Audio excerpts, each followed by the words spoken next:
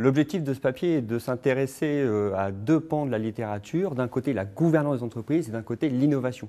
La gouvernance est assez bien appréhendée en termes de comment se compose et comment se constitue en termes de diversité de genre, d'âge, de caractéristiques démographiques des conseils d'administration.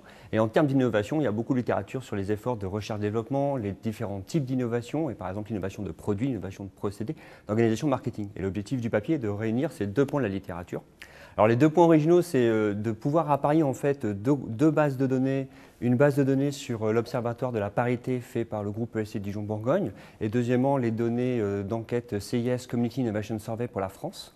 Ça c'est le premier point. Le deuxième, c'est d'appréhender la diversité de deux niveaux en termes de genre hommes, femmes et les catégories d'âge. Et la deuxième, en fait, réside dans le fait de pouvoir regarder à chaque fois les différents types d'innovation, produits, procédés, organisation, marketing. On a l'hypothèse sous-jacente que, justement, le conseil d'administration a plutôt une orientation stratégique sur comment développer des nouveaux produits. C'est-à-dire, plus j'ai une diversité d'âge et plus je vais avoir la potentialité de développer des innovations de produits sur le marché, plus je vais avoir aussi une diversité d'âge sur l'organisation.